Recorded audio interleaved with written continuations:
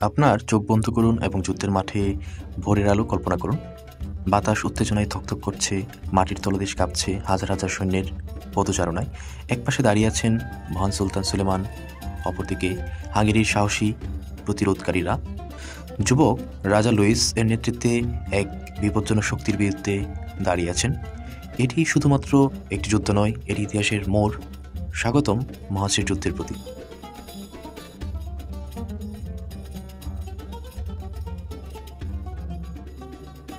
এটি 1526 সালের আগস্ট। ইউরোপের ইতিহাসে একটি গুরুত্বপূর্ণ মোড়ে দাঁড়িয়ে অটোমান সাম্রাজ্য সুলতান সুলেমানের নেতৃত্বে তার বিজয়ের পথে এগিয়ে যাচ্ছে ইউরোপের অন্তরে পৌঁছানোর জন্য।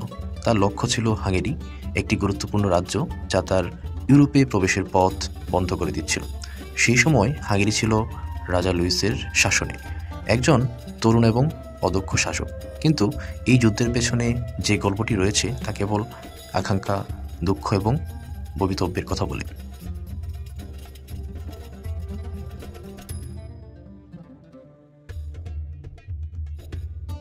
সুলেমান তার শাসনের মাত্র 6 বছর পরেই নিজেকে একজন বিজয়ী এবং দক্ষ কৌশলী হিসেবে প্রমাণিত করেছিলেন। তার উচ্চাকাঙ্ক্ষা ছিল অটোমান সাম্রাজ্যের সীমানা ইউরোপ পর্যন্ত বিস্তৃত করা। এর জন্য হাঙ্গেরির পতন আবশ্যক ছিল। কিন্তু হাঙ্গেরির জন্য এটি ছিল শুধু একটি আক্রমণ নয়, এটি ছিল অস্তিত্বের লড়াই।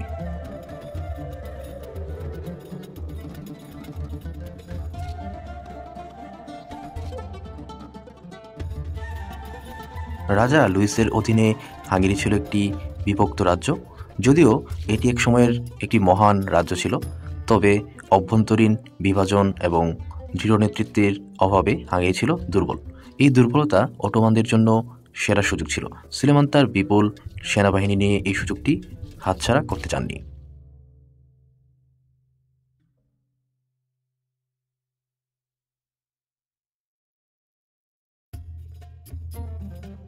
পনেরোশো ছাব্বিশ সালের গ্রীষ্ম ছিল গরম এবং নির্মম। সুলেমান তার সেনাবাহিনী নিয়ে অটোমান সাম্রাজ্যের কেন্দ্র থেকে যাত্রা শুরু করেন। তারা বলকান পেরিয়ে শহর এবং গ্রাম দখল করে যাচ্ছে। প্রতিটি পদক্ষেপে ভয় ছড়িয়ে পড়ছে। তাদের গন্তব্য ছিল মহাজ, একটি ছোট্ট টাউন দক্ষিণ হাঙ্গেরিতে, যেখানে চূড়ান্ত সম্মুখ যুদ্ধটি হওয়ার কথা ছিল।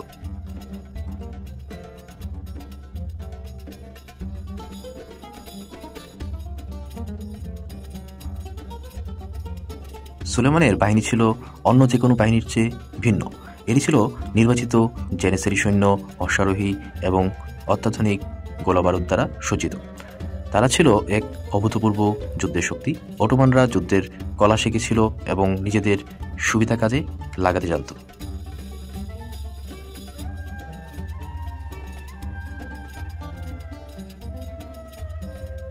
এদিকে রাজা লুইস তার সৈন্যদের একত্রিত করতে সংগ্রাম করছেন এবং মহাজে সুলেমানের বাহিনীর বিরুদ্ধে যুদ্ধ করার সিদ্ধান্ত নেন। তার পরামর্শকদের সতর্কবার্তা সত্ত্বেও রাজা পিছু হটতে অথবা সহায়তার জন্য অপেক্ষা করতে চাইলেন না।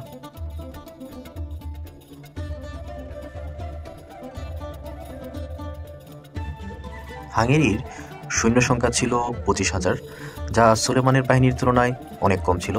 রাজা আশা করেছিলেন মহাজের দুর্গ এবং তার সৈন্যদের সাহস তাদের কিছুটা সুবিধা দেবে, কিন্তু ততক্ষণে পরিষ্কার হয়ে গিয়েছিল যে অটোমান বাহিনী যুদ্ধের ক্ষেত্রে অনেক এগিয়ে।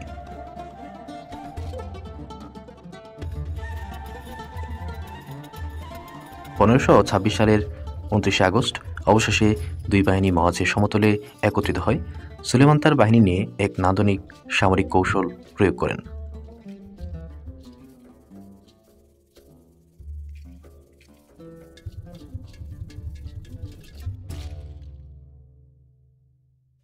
প্রাথমিকভাবে মনে হচ্ছিল যে হাঙ্গেরির বাহিনী শ্রেষ্ঠত্ব অর্জন করছে। অটোমান বাহিনীর সামনের সারি যেন পিছু হটছে, যা হাঙ্গেরির বাহিনীকে একটি মিথ্যা জয় অনুভব করাচ্ছিল। কিন্তু এটি ছিল একটি ফাঁদ। হাঙ্গেরির বাহিনী এগিয়ে যাওয়ার সাথে সাথে অটোমানরা হঠাৎ করে ফিরে এসে তাদের তীব্রতা প্রকাশ করে।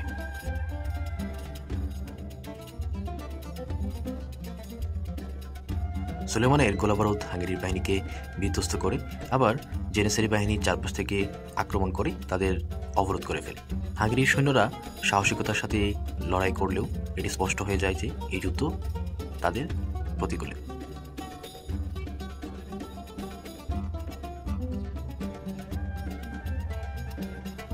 মাত্র 2 ঘন্টার মধ্যে মহাজের যুদ্ধ শেষ হয়ে যায়। হাঙ্গেরির বাহিনী পুরোপুরি ধ্বংস হয়ে যায় এবং রাজা লুইস নিজে পালানোর চেষ্টা করতে গিয়ে এক দুঃখজনক পরিণতির শিকার হন। তার দেহ পরে একটি নদীতে পাওয়া যায়, যা হাঙ্গেরির পতনের প্রতীক হয়ে ওঠে।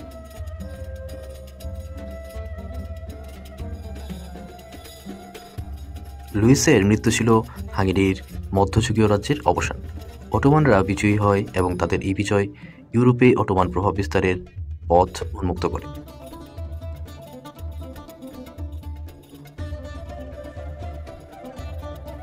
হাঙ্গেরির অভিজ্ঞানীরা পুনর্গঠন করতে চেষ্টা করলেও রাজ্যটি আর স্বাধীন রাষ্ট্র রইল না। হাঙ্গেরি অটোমানদের অধীনস্থ হয়ে পড়েছিল এবং পরবর্তী 150 বছর ধরে অটোমান প্রভাব অব্যাহত ছিল।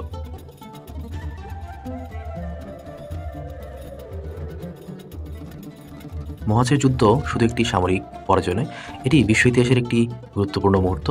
অটোমানদের বিজয় ছিল যুদ্ধকৌশল এবং প্রযুক্তিগত শ্রেষ্ঠতার জয়। সুলেমান তার সুনিপুণ পরিকল্পনা এবং গোলাবারুদ ব্যবহার কৌশলগত দৃঢ়তায় ইউরোপের রাজনৈতিক পরিসর পুনর্গঠন করে।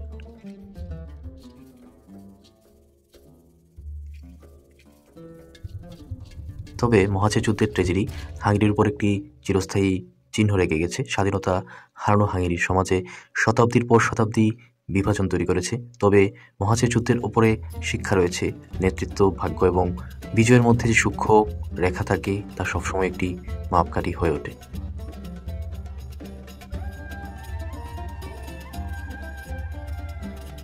ইতিহাস যেভাবে আমরা জানি বিজয়ীদের দ্বারা লেখা হয়, কিন্তু মহাজের যুদ্ধের কাহিনী একটি স্মরণিকা, যে ভাগ্য কতটা সময়ের সাথে সম্পর্কিত এবং শক্তির চেয়ে কখনো কখনো সময়ও গুরুত্বপূর্ণ।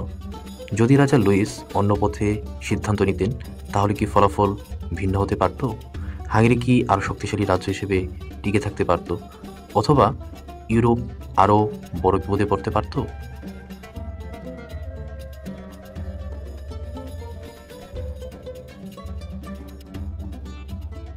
এই যুদ্ধে আমাদের সঙ্গে যোগ দেওয়ার জন্য ধন্যবাদ। আরও রোমাঞ্চকর ঐতিহাসিক কাহিনীর জন্য SMKK চ্যানেলটিতে সাবস্ক্রাইব করতে ভুলবেন না। পরবর্তী সময় পর্যন্ত আমাদের বর্তমানকে বোঝার জন্য অতীতের দিকে আরও গভীরভাবে অনুসন্ধান করুন। ধন্যবাদ।